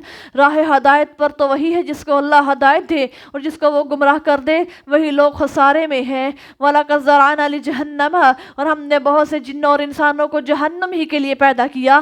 ان لوگوں کے دل اور دماغ تو ہیں مگر وہ ان کے ساتھ سوچتے نہیں، اور ان کی آنکھیں بھی ہیں مگر وہ ان سے دیکھتے نہیں، اور ان کے کان بھی ہیں مگر وہ ان سے سنتے نہیں. یہ لوگ چوپایوں کے مانند ہیں بلکہ ان سے بھی بڑھ کر گمراہ ہیں. یہی لوگ غافل اور بے خبر ہیں، اور اللہ ہی کے لیے اچھے اچھے نام ہیں. سو تم ان کو ان کے ناموں سے پکارو اور ان لوگوں کو چھوڑ دو جو اس کے ناموں کی غلط تعویلیں کرتے ہیں، انہیں بہت جلد ان کے اعمال کی سزا ملے گی. یہاں پر ذرا دیکھیے اللہ کریم فرماتے ہیں کہ وَلِلَّهِ الْأَسْمَاءُ الْحُسْنَى، میرے لیے اچھے اچھے نام ہیں، یعنی میرے 99 نام ہیں، تم ان کے ساتھ مجھے پکارو، کبھی میرا نام رحمان لو، کبھی رحیم لو، کبھی غفور لو اور کبھی ارحم الراحمین لو، میں اللہ تمہاری دعاؤں کو قبول کروں گا۔ اللہ فرماتے ہیں ان للہ 99 اسما مئۃ الا واحدا من احصاها دخل الجنہ۔ جس موحد ارکان اسلام کے پابند نے ان کو حفظ کر لیا وہ جنت میں ضرور جائے گا، یعنی اللہ کے ناموں کو یاد کرنے والا جنت میں ضرور جائے گا۔ دیکھیے حدیث ہے۔ اور ہماری مخلوقات میں سے ایسے لوگ بھی ہیں جو حق و صداقت کی رہنمائی کرتے ہیں اور اسی کے مطابق انصاف بھی کرتے ہیں۔ والذین کذبوا بآیاتنا، اور جو لوگ ہمارے احکام کو جھٹلاتے ہیں ہم ان قریب انہیں آہستہ آہستہ اس طور پر گرفت میں لیں گے کہ انہیں معلوم بھی نہ ہوگا اور میں انہیں ڈیل دوں گا۔ بلا شبہ میری تدبیر بہت مضبوط ہے۔ کیا انہوں نے یہ بھی نہیں سوچا کہ ان کے رفیق محمد الرسول اللہ صلی اللہ علیہ وسلم کو کسی قسم کا مجنون نہیں، وہ تو صاف طور پر ڈرانے والے ہیں کہ ان لوگوں نے آسمان و زمین کے انتظام سے اور ان چیزوں کو اللہ نے پیدا کی ہیں، نظر غائب سے نہیں دیکھا اور نہ اس بات پر غور کیا ہے کہ شاید ان کی مدت عمر ہی قریب الاختتام ہو، پھر تم ہی بتاؤ کہ اس کے بعد وہ اور کس بات پر ایمان لائیں گے۔ من یضلل اللہ فلا ہادی لہ ویذرہم فی طغیانہم یعمہون۔ جس کو اللہ گمراہ کر دے کوئی بس کو راہ دکھانے والا نہیں اور وہ ان کو ان کی سرکشی میں سرگرداں چھوڑ دیتا ہے۔ اللہ اکبر۔ اس رقوع میں ایک اور حقیقت پر روشنی ڈالی گئی ہے، وہ یہ کہ فرمایا اے حق پرستو، تم دنیا میں دیکھتے ہو کہ لوگ سرکشی اور تمرد اور افعال قبیحہ میں دن رات مصروف رہتے ہوئے تارک فرائض الہی بھی ہیں، یعنی اللہ کے فرائض کردہ جو احکامات ہیں ان کو چھوڑ بیٹھتے ہیں، پھر لیکن وہ عیش اور تنعم اور راحت اور فرحت کی زندگیاں گزارتے ہیں۔ دنیاوی طاقتیں سب کے سب ان کے قدم چومتی ہیں، تو کوئی ان پر خدا کا فضل نہیں بلکہ استدراج اور ڈیل ہے۔ یہ تو کاٹ کی ہنڈیاں والی بات ہوئی جو روز روز نہیں چڑھا کرتی، وہ بہت جلد اپنے کیے کی سزا پائیں گے، اور حق کو دوام ہے، باطل کو ٹھہراؤ نہیں ہے۔ اللہ فرماتے ہیں حق غالب آ جائے گا اور باطل کا سر نیچا ہو جائے گا۔ آج دن کے پاس دنیاوی طاقتیں تو موجود ہیں، ایمانی طاقت موجود نہیں۔ اللہ فرماتے ہیں وہ لوگ خسارے میں ہیں۔ یسألونک عن الساعۃ ایان مرساها، اے پیغمبر صلی اللہ علیہ وسلم، لوگ آپ سے قیامت کے متعلق پوچھتے ہیں کس کا وقوع کب ہوگا۔ آپ کہہ دیجئے کہ اس کا علم تو میرے رب ہی کے پاس ہے، وہی اس کو اس کے وقت پر ظاہر کرے گا۔ وہ آسمانوں میں اور زمین میں ایک بھاری حادثہ ہوگا، تمہیں تو بس اچانک ہی آ لے گی۔ اے پیغمبر صلی اللہ علیہ وسلم، آپ سے تو اس طرح پوچھتے ہیں گویا آپ اسی کی تلاش میں لگے ہوئے ہیں۔ کہہ دیجئے کہ اس کا علم تو بس اللہ ہی کے پاس ہے، مگر اکثر لوگ نہیں جانتے۔ کہہ دیجئے کہ میں اپنی جان کے لیے نہ کسی نفع کا اختیار رکھتا ہوں اور نہ کسی ضرر کا، مگر اسی قدر جو اللہ کو منظور ہو، اور اگر میں غیب جانتا تو اپنے لیے بہت کچھ فائدہ حاصل کر لیتا اور مجھ کو کوئی تکلیف بھی نہ پہنچتی۔ میں تو صرف نافرمانوں کو ڈرانے والا اور جو ایمان رکھتے ہیں ان کو خوشخبری دینے والا ہوں۔ هو الذی خلقکم من نفس واحدہ، وہ وہی ذات ہے جس نے تمہیں ایک جان سے پیدا کیا ہے اور اسی سے تمہارا یعنی اسی کا جوڑا بنا دیا تاکہ وہ اس سے دل لگائے۔ پھر جب مرد عورت سے مقاربت کرتا ہے تو اسے ہلکا سا حمل ہو جاتا ہے جسے وہ لیے پھرتی ہے، پھر جب وہ بوجھل ہو جاتی ہے تو وہ دونوں مل کر اپنے رب سے دعا کرتے ہیں کہ خدایا اگر تو نے ہمیں صحیح سالم بچہ عنایت فرما دیا تو ہم بالضرور شکر گزار ہوں گے۔ پس جب انہیں صحیح سالم بچہ عنایت فرماتا ہے تو وہ دونوں اس چیز میں اللہ کے شریک ٹھہرانے لگتے ہیں جو اس نے ان کو دی ہے، سو ان کے شرک سے اللہ کی ذات بہت بلند ہے۔ ایشرکون ما لا یخلق شیئا وہم یخلقون، کیا یہ ایسوں کو شریک ٹھہراتے ہیں جو کہ چیز بھی پیدا نہیں کر سکتے اور وہ خود مخلوق ہیں۔ ذرا دیکھیے، عقیدوں کی اصلاح کیجئے۔ اللہ فرماتے ہیں اولاد نہیں ہوتی تو پھر کہتے ہیں اللہ ہمیں اولاد دے دے، جب حمل ہو جاتا ہے تو کہتے ہیں اللہ صحیح سالم بچہ ہو جائے، جب صحیح سالم بچہ ہو جائے تو جاتے ہیں پھر غیروں کے در پہ نظر و نیاز چڑھانے۔ تو اللہ فرماتے ہیں یہ شرک ہے اور میں اللہ ان تمام شرک کی باتوں سے بلند اور پاک ہوں۔ وَإِن تَدْعُوهُمْ إِلَى الْهُدَىٰ، اور اگر آپ ان کو ہدایت کی طرف بلائیں تو وہ آپ کی پیروی نہیں کریں گے، آپ کے لیے برابر ہے آپ ان کو راہ حق کی ہدایت کی طرف دعوت دیں یا خاموش ہو جائے۔ ان الذین تدعون من دون اللہ، وہ لوگ جنہیں تم اللہ کے سوا پکارتے ہو وہ تمہارے جیسے بندے ہی ہیں، پس اگر تم ان کو پکارو تو چاہیے کہ وہ بھی تمہاری بات مان لیں گے۔ اگر تم سچے ہو، کیا ان کے پاؤں ہیں جن سے وہ چلتے ہیں، یا ان کے ہاتھ ہیں جن سے وہ پکڑتے ہیں، یا ان کی آنکھیں ہیں جن سے وہ دیکھتے ہیں، یا ان کے کان ہیں جن سے وہ سنتے ہیں؟ اے پیغمبر صلی اللہ علیہ وسلم کہہ دیجئے تم اپنے ٹھہرائے ہوئے شریکوں کو بلا لو، پھر جو تدبیر چاہو اختیار کر لو، اور پھر مجھ کو کوئی مہلت بھی نہ دو۔ ان ولی اللہ الذی نزل الکتاب وہو یتولی الصالحین، بلا شبہ میرا کارساز تو وہی اللہ ہے جس نے یہ کتاب نازل کی، اور وہی تمام نیکوکاروں لوگوں کی سازی کرتا ہے۔ اور جن کو تم اللہ کے سوا پکارتے ہو وہ نہ تو تمہیں مدد پہنچانے کی طاقت رکھتے ہیں اور نہ خود اپنی ہی مدد کر سکتے ہیں، اور اگر آپ ان کو ہدایت کی طرف بلائیں تو وہ سنتے ہی نہیں ہیں، اور آپ نے انہیں دیکھا کہ وہ آپ کو بظاہر تو دیکھتے ہیں حالانکہ فی الحقیقت وہ آنکھوں سے دیکھ سکتے ہی نہیں ہیں۔ یہاں اللہ ذوالجلال فرما رہے ہیں کہ جن کو اللہ کے سوا تم پکارتے ہو وہ تمہاری مدد کر سکتے نہیں کر سکتے، نہ تو وہ خود اپنا نفع کر سکتے ہیں نہ تمہارا کچھ نقصان کر سکتے ہیں، یہ تو تمہاری آواز پکار سن ہی نہیں سکتے۔ خذ العفو وامر بالعرف واعرض عن الجاہلین، درگزر ہی کریں اور نیکی کا حکم دیتے رہیں اور جاہلوں کی پرواہ نہ کریں۔ اور اگر شیطان کی طرف سے آپ کے دل میں کوئی وسوسہ پیدا ہو جائے تو کیا پڑھنا ہے؟ فاستعذ باللہ، اللہ سے پناہ طلب کرتے ہوئے اعوذ باللہ من الشیطان الرجیم پڑھنا ہے۔ بے شک وہ سننے والا جاننے والا ہے۔ یقیناً وہ لوگ جو پرہیزگار ہیں جب شیطان کی طرف سے انہیں کوئی وسوسہ پیدا ہوتا ہے تو وہ خبردار ہو جاتے ہیں، حتیٰ کہ فوراً بصیرت سے کام لینے لگتے ہیں، اور ان لوگوں کے بھائی بند ان کو گمراہی میں کھینچ لیے جاتے ہیں، پھر کوئی کسر اٹھا نہیں رکھتے۔ وَإِذَا لَمْ تَأْتِهِمْ بِآيَةٍ قَالُوا لَوْلَا اجْتَبَيْتَهَا، اور جب آپ ان کے پاس کوئی حکم نہیں لاتے تو کہتے ہیں پیغمبر صلی اللہ علیہ وسلم آپ نے اسے خود کیوں نہیں بنا لیا؟ کہہ دیجئے کہ میں تو اسی بات کی پیروی کرتا ہوں جو مجھ پر میرے رب کی طرف سے وحی کی جاتی ہے، تمہارے رب کی جانب سے بصیرت کی باتیں ہیں، اور جو ایمان رکھتے ہیں ان کے لیے ہدایت اور رحمت ہے۔ وَإِذَا قُرِئَ الْقُرْآنُ فَاسْتَمِعُوا لَهُ وَأَنصِتُوا لَعَلَّكُمْ تُرْحَمُونَ، اور جب قرآن پڑھا جائے تو تم اسے کان لگا کر سنو اور خاموش رہو تاکہ تم پر رحم کیا جائے۔ اللہ کریم یہاں پر قرآن کو سننے کے احکام بتا رہے ہیں کہ تم خاموش ہو کر بالکل اپنے آپ کو سائلنٹ کر کے قرآن سنو تاکہ اللہ کی رحمت اور بخشش کے تم حقدار ہو سکو۔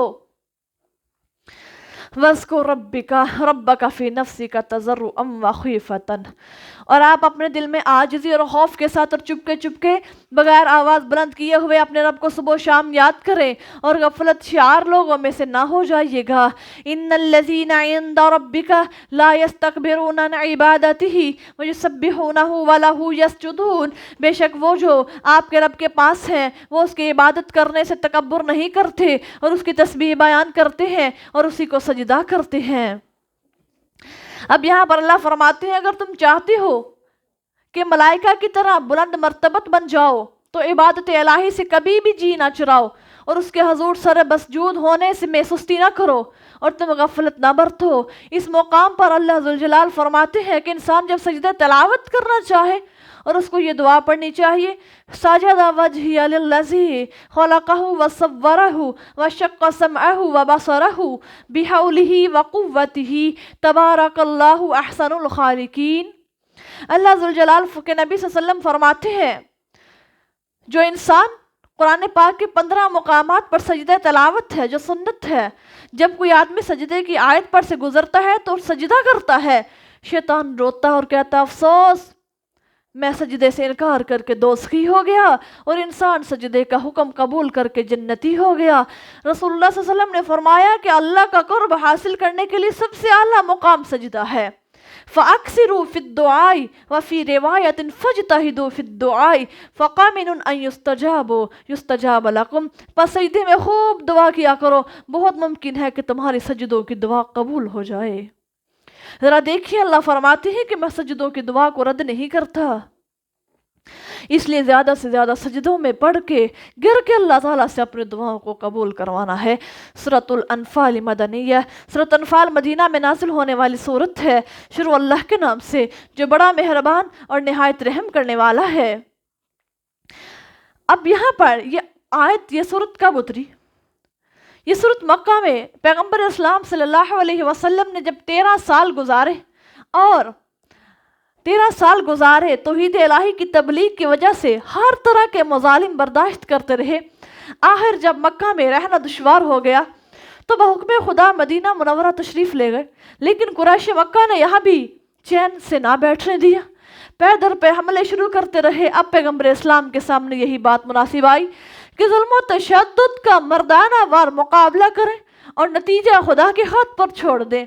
قرآن نے جس لڑائی کو جائز رکھا اس کی اصلیت اس سے زیادہ کچھ نہیں، چونکہ لڑائی کی حالت پیش آ گئی تھی، اس لیے اس کے ضروری احکام بیان کر دیے گئے۔ اب اس صورت میں اور اس کے بعد کی صورت میں تذکیر اور معزت کا مرکز یہی حالت ہے۔ حضرت عبادہ بن صامت رضی اللہ تعالیٰ عنہ نے بیان کیا، کہتے ہیں ہم لوگ بدر میں رسول اللہ صلی اللہ علیہ وسلم کے ساتھ تھے، تو کہنے لگے کہ لوگ آپ سے سوال کرتے ہیں مال غنیمت کے بارے میں، تو اللہ کریم کہتے ہیں آپ میرے پیارے پیغمبر ان سے کہہ دیجئے کہ مال غنیمت کو اللہ کا ہے اور اس کے رسول کا، پس تم اللہ سے ڈرو اور ایک دوسرے کے ساتھ صلح صفائی سے رہو اور اللہ اور اس کے رسول کی اطاعت کرو اگر تم مومن ہو۔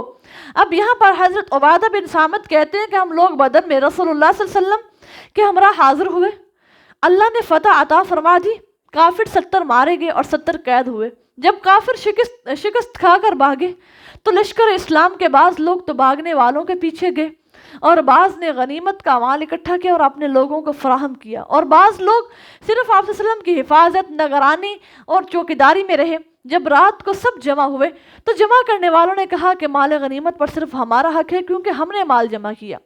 اب دوسری جماعت نے کہا کہ ہم دشمنوں کے پیچھے نہ جاتے تو تم اطمینان کے ساتھ مال جمع کیسے کر پاتے؟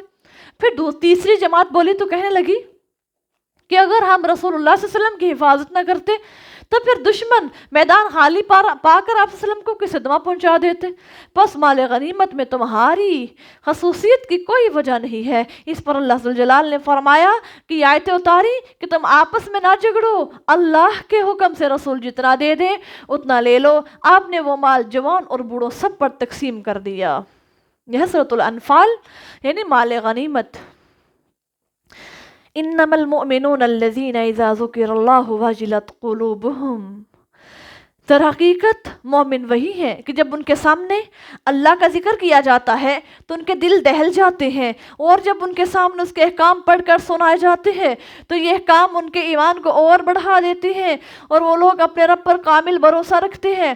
وہ لوگ جو نماز قائم کرتے ہیں اور جو کچھ ہم نے ان کو دے رکھا ہے اس میں سے نیکی کی راہ میں خرچ کرتے ہیں، یہی لوگ سچے مومن ہیں۔ انہی کے لیے ان کے رب کے پاس بلند مرتبے ہیں، وہ غفور اور بخشنے والا ہے اور عزت کی روزی ہے اللہ کے ہاں۔ کما اخرجک ربک من بیتک بالحق، اے پیغمبر صلی اللہ علیہ وسلم غور کرو کہ کس طور پر آپ کے رب نے آپ کو حق و صداقت کے ساتھ گھر سے نکلنے پر آمادہ کیا، حالانکہ مومنوں کا ایک گروہ سے ناپسند کر رہا تھا۔ یہ لوگ آپ کے ساتھ حق بات میں اس کے ظاہر ہو جانے کے بعد بھی جھگڑ رہے تھے، گویا کہ موت کی طرف دھکیلے جا رہے ہیں اور وہ اسی دیکھ بھی رہے ہیں۔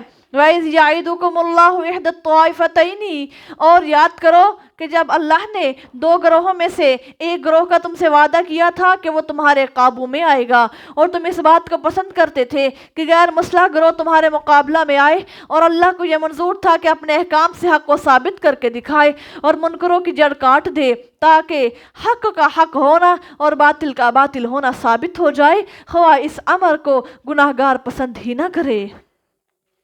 استغیثون ربکم فاستجاب لکم، جب تم اپنے رب سے فریاد کر رہے ہو تو اس نے تمہاری اس بات کو قبول کر لیا کہ میں 1000 لگاتار آنے والے فرشتوں کے ساتھ تمہاری مدد کروں گا، اور یہ مدد جو اللہ نے کی تھی تو محض ان کو خوشی کرنے کے لیے اور اس کے لیے بھی کہ تمہارے دل اس کے ساتھ مطمئن ہو جائیں، اور حقیقت میں تو نصرت اور کامرانی صرف اللہ کی جانب سے ہے، بے شک اللہ غالب اور حکمت والا ہے۔ اِذْ یغشیکم النعاس امانۃ منہ وینزل علیکم، جب اللہ نے تم پر تمہاری تسکین کے لیے اپنی طرف سے اونگ طاری کر دی اور آسمان سے تم پر بارش نازل کی تاکہ اس کے ساتھ تمہیں پاک کر دے اور تم سے شیطانی نجاست دور کر دے، اور اس لیے بھی کہ تمہارے دلوں کو مضبوط کر دے اور اس کے ساتھ تمہارے پاؤں جما دے۔ اِذْ یوحی ربک الی الملائکۃ، جب آپ کے رب نے فرشتوں کو حکم دیا کہ میں تمہارے ساتھ ہوں، پس تم ان لوگوں کو جن کے دلوں میں ایمان ہے ثابت قدم رکھو، ان لوگوں کے دلوں میں جو منکر ہیں قریب روب ڈال دوں گا، سو تم ان کی گردنیں مارو اور ان کے ہاتھوں کا پور پور کاٹ کر رکھ دو۔ اب یہاں پر یہ بات ذرا غور کیجئے کہ اللہ کریم کیا فرمانا چاہ رہے ہیں یہاں پر۔ جب یہ دو لشکر آپس میں مقابل ہوئے رات کو، اِذْ یغشیکم النعاس امانۃ منہ وینزل علیکم من السماء ماء یطہرکم بہ ویذہب عنکم رجس الشیطان، مسلمانوں کو حاجت غسل ہو گئی اور پانی پینے کا بھی نہ تھا، اور زمین ریت تھی جہاں پاؤں نہ ٹھہرے، صبح کو لڑائی درپیش تھی۔ یہ چیزیں دیکھ کر مسلمان ڈرے کہ آثار شکست کے ہیں۔ اس وقت باران کامل برسا، غسل اور پیاس کو کافی ہوا اور زمین جب گئی اور اونگ آ پڑی۔ اس سے چونکہ تو دل کا خوف جاتا رہا۔ اللہ کریم آگے اللہ ذوالجلال فرمانا یہ چاہ رہے ہیں، فرما رہے ہیں وَضْرِبُوا مِنْهُمْ كُلَّ بَنَانٍ، ہاتھوں کا پور پور کاٹ کر رکھ دو۔ حضرت ربیع بن انس رضی اللہ تعالیٰ عنہ نے کہا کہ لوگ دن بدر کے کشتگان ملائکہ کو پہچانتے تھے، کسی کا سر گردن پر سے اڑا دیا تو اور کسی کو پوروں پر ضرب پہنچتی تھی، جیسے کہ آگ سے جلا دیتے اور داغ پڑ جاتا ہو۔ ذالکم فذوقوہ وان للکافرین عذاب النار، یہ تمہاری سزا ہے، اسے چکھو اور یاد رکھو کہ منکروں کے لیے آتش دوزخ کا عذاب ہے۔ یا ایھا الذین آمنوا اذا لقیتم الذین کفروا، اے ایمان والو جب ان لوگوں سے تمہارا مقابلہ ہو جائے جنہوں نے راہ کفر اختیار کی ہے تو نہ ان کو پیٹھ نہ دکھاؤ۔ ومن یولیہم یومئذ دبرہ الا متحرفا، اور جو اس دن ان سے پیٹھ پھیرے گا ماں سوائے اس بات کے کہ وہ لڑائی کی خاطر پہلو بدل رہا ہو اور اپنے ہی کسی دوسرے گروہ سے جا ملنا ہے، تو بے شک اللہ کا غضب اس نے اپنے سر پر لے لیا اور اس کا ٹھکانہ دوزخ ہے اور وہ بہت ہی بری جگہ پر ہے۔ اب یہاں پر اللہ کریم یہ بتا رہے ہیں وہ لوگ جو میدان جہاد سے مسلمان بھاگ جائے اس کی سزا خدا کے ہاں نار جہنم ہے۔ جب لشکر کفار سے مڈبیر ہو جائے تو پیٹھ پھیرنا حرام ہو جاتا ہے۔ بالیقین یہ سمجھنا چاہیے کہ جو جنت ہے وہ تلواروں کے سائے تلے ہے۔ اللہ کریم یہاں پر یہ فرماتے ہیں وہ مسلمان جب میدان جنگ میں آ جائیں تو پھر پیٹھ پھیر کر نہ بھاگیں، بلکہ وہاں پر اینڈ تک جو ہے وہ اللہ کے راستے میں جہاد کرتے کرتے اپنے آپ کو قربان کر دے، کیونکہ جنت تو تلواروں کے سائے تلے ہے، اور جو وہاں سے لوٹ آیا اس کا ٹھکانہ جو ہے وہ جہنم ہے۔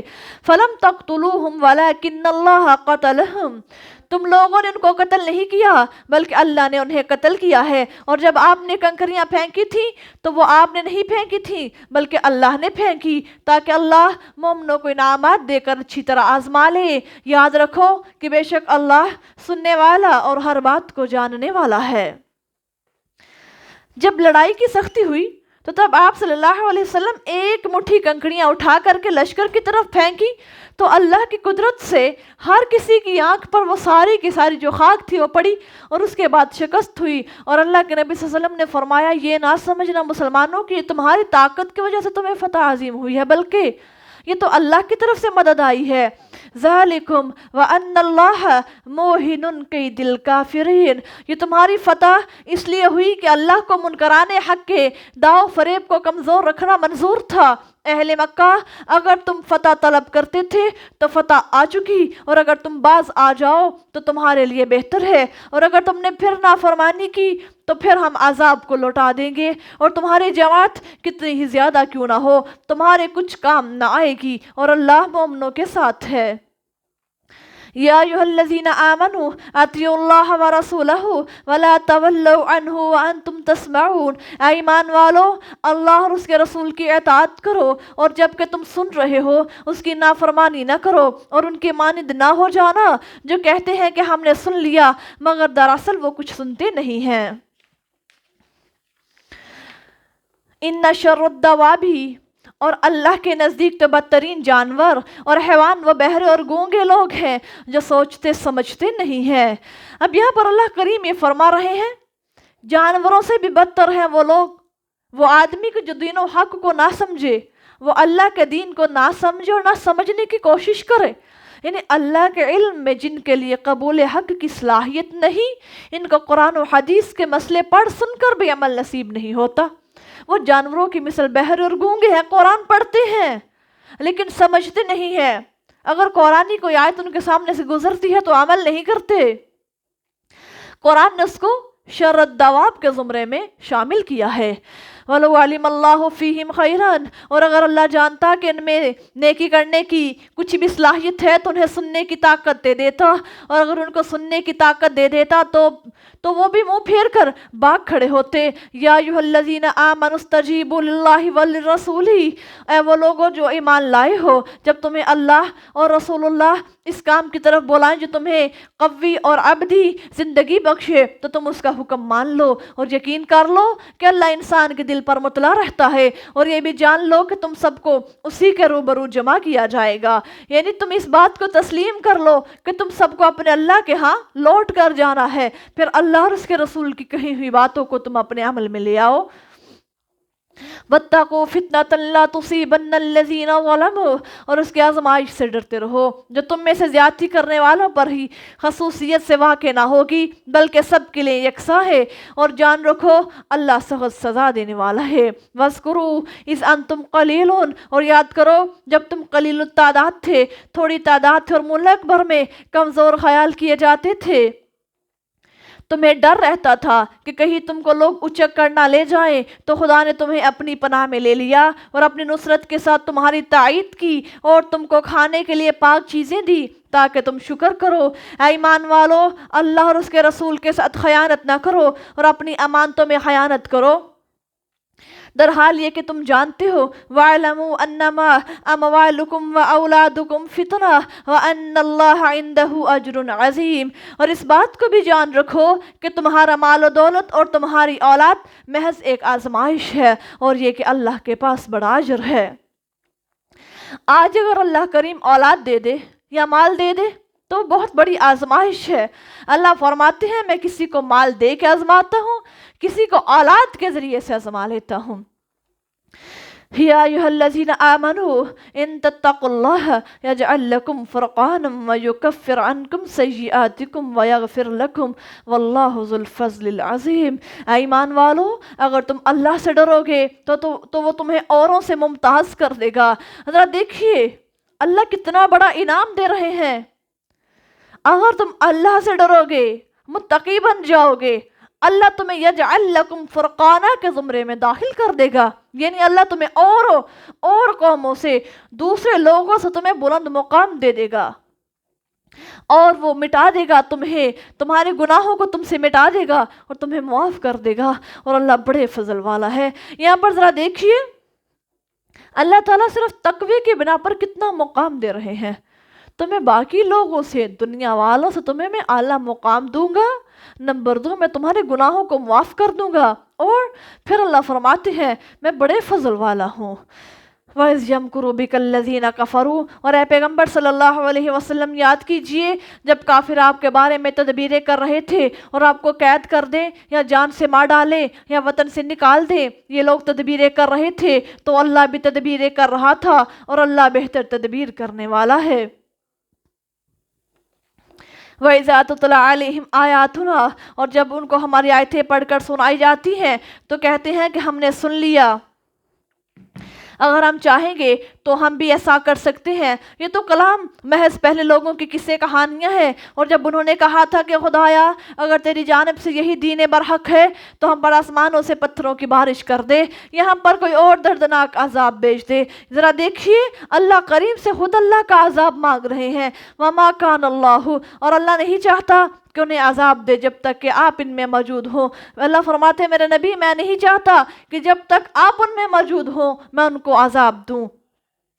वहम यसुद्दून अनिल मस्जिदिल हरामी, वो खाना काबा से लोगों को रोकते हैं, हालांकि वो उसके मुतवल्ली भी नहीं है। उसके मुतवल्ली तो वही लोग हैं जो अल्लाह से डरने वाले हैं, लेकिन अक्सर लोग इस हकीकत को नहीं जानते। वमा काना, और इन लोगों की नमाज बैतुल्लाह के पास सिर्फ सीटियाँ और तालियाँ बजाना थी। बस कहा जाएगा कि तुम जो कुछ कुफर की बातें किया करते थे उनकी सज़ा का मज़ा चखो।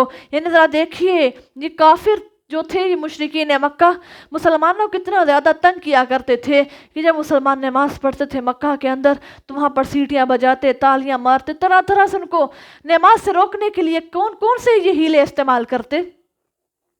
इन्नल्लज़ीना कफ़रू युनफ़िक़ूना अम्वालहुम, बेशक वो लोग जो मुनकर हैं वो अपना माल इस वास्ते खर्च करते हैं कि लोगों को अल्लाह की राह से रोक दें, और अब वो खर्च करेंगे मगर फिर उन्हें उस पर हसरत होगी और उसके बाद वो मगलूब हो जाएंगे, और वो लोग जिन्होंने राह कुफर इख्तियार कर रखी है वो जहन्नुम की तरफ इकट्ठे करके हाँके जाएंगे। यहाँ फितना से मुराद शिरक है। लियमीज़ल्लाहुल खबीसा मिनत तय्यिब, ताकि अल्लाह नापाक को पाक से अलग कर दे, फिर नापाक को एक दूसरे पर रख दे, इनका एक ढेर बना दे, फिर उस ढेर को जहन्नुम के सुपुर्द कर दे। यही लोग खसारा उठाने वाले हैं। अस्तगफिरुल्लाह। ज़रा देखिए, अल्लाह फरमाते हैं वो नापाक लोग हैं, वो गलीज़ लोग हैं, जो काफिर हैं, जो मेरे नबी की इताअत नहीं करते, उनका मैं अपने ईमान वाले बंदों से मुमताज़ करके अलग करके उनको एक मैं ढेर बना के जहन्नुम में फेंक दूंगा। अस्तगफिरुल्लाह। अपने मुकाम ज़रा पहचानिए तो सही। अल्लाह ने हमें अशरफुल मखलूकात बनाया, फिर अल्लाह करीम ने हमारे हाथों में कुरान जैसी दौलत को थमाया, फिर कहा अगर तुम इसके मुनकर बनोगे तो फिर तुम्हारा इंजाम क्या होगा, फिर मैं तुम्हें फी जहन्नम में मैं तुम्हारा ढेर बना के फेंक दूंगा। कुल लिल्लज़ीना कफ़रू, ए पैगम्बर सल्लल्लाहु अलैहि वसल्लम, इन लोगों से जिन्होंने राह कुफर इख्तियार कर रखी है, कह दीजिए कि अगर वो आइंदा के लिए बाज आ जाए तो पिछले गुनाह मुआफ़ कर दिए जाएंगे, और अगर फिर वही हरकत करने लगेंगे तो पहले लोगों के हालात गुजर चुके हैं। वक़ातिलुहुम हत्ता ला तकूना फितना, और मुसलमानों तुम उनसे लड़ते रहो हत्ता के ज़मीन पर फितने का नाम व निशान बाकी ना रहे। फितना क्या है? अल्लाह के सिवा किसी और की इबादत करना, शिरक मुराद है, और अल्लाह का दीन तमाम तर हो जाए। बस अगर वो लोग बाज आ गए तो अल्लाह उनके अमाल देख रहा है। वइन तवल्लौ फ़अलमू अन्नल्लाह मौलाकुम निअमल मौला व निअमन नसीर, और अगर वो लोग रूगर्दानी करें तो यकीन रखो कि अल्लाह तुम्हारा कारसाज है और अल्लाह अच्छा मददगार है। अल्हम्दुलिल्लाह, पारा नंबर जो 10 है वो मुकम्मल होता है। आगे आज हम इस पारे के जो मेन पॉइंट्स हैं जो इस पारे से हमने निकाले हैं, आप सब अपने क्लिप बोर्ड और पेन को अपने पास रखिए और उसको नोट कीजिए। नंबर 1, सच्चे और ईमानदार सौदागर क़यामत के दिन सिद्दीकीन और शुहादा के साथ होगा। वो लोग जो बड़ा सच्चाई के साथ सौदा करते हैं, ईमानदारी को इख्तियार करते हैं। अल्लाह फरमाते हैं कुरान के अंदर, उनका मैं कल क़यामत के रोज़ सिद्दीकों और शुहादा का साथ अता फरमाऊँगा। नंबर 2, वो खसारा पाने वाली कौम होती है जो अल्लाह के निज़ामों से बेफिक्र हो जाती है। आज अल्लाह ने हमारे इंजाम का हम पर ज़ाहिर कर दिया है। अल्लाह फरमाते हैं वो कौम कभी बच नहीं सकती जो मेरे निज़ामों से बेफिक्र होकर ज़िंदगी गुजारती है। नंबर 3, एक अच्छा काम है, एक काम अच्छा है और एक इससे भी अच्छा, तो एहसन पर अमल करने की कोशिश कीजिए। यानी अच्छा तो है लेकिन जो ज़्यादा अच्छा है उस पर ज़्यादा अमल करने की कोशिश करनी है। नंबर 4, जिस इल्म पर अमल ना हो वो थोड़ी मुद्दत में ही ख़त्म हो जाता है, इसलिए अमल करने की भरपूर कोशिश कीजिए। यानी जितना इल्म हासिल करें उसमें से एक आधे पॉइंट को अपने जहन में रखिए, फिर उसमें से उस पर अमल करने की कोशिश कीजिए। जब आप इल्म को अपनी अमली ज़िंदगी में लेकर आएंगे तो फिर आपको इल्म आना सही मानों में शुरू हो जाएगा। नंबर 5, दाई को नरम और आला ज़र्फ़ होना चाहिए।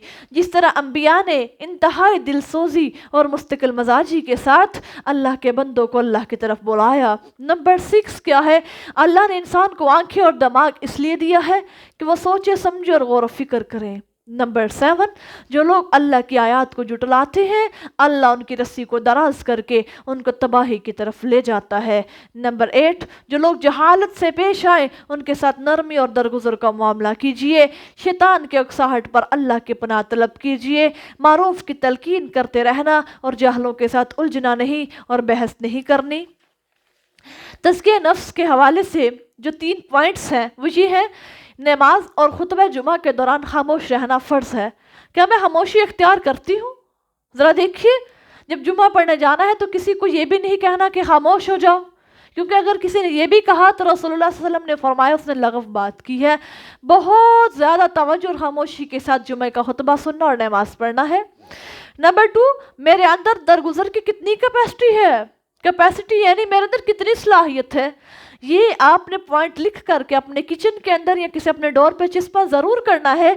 آپ نے اس کو آتے جاتے پڑھنا ہے کہ میرے اندر درگزر کی کتنی صلاحیت ہے، میں لوگوں کو کتنا سا معاف کر سکتی ہوں۔ نمبر 3، دلوں کی نجاست قرآن سمجھنے نہیں دیتی میرا دل کیسا ہے۔ اگر آپ کا دل ناپاک ہے، گندا دل ہے، غلیظ دل ہے تو وہ قرآن پھر آپ سمجھ نہیں سکتے۔ اگر آپ کو قرآن سمجھ آنا شروع ہو جائے تو پھر سمجھ لیجئے کہ اللہ نے آپ کے دل کو بغض، حسد اور نفاق سے پاک رکھا ہے۔ اگر دل کے اندر قرآن نہ بیٹھے، نہ سمجھ میں آئے تو پھر اپنے دل کو پاک کرنے کی کوشش کرنی ہے انشاءاللہ۔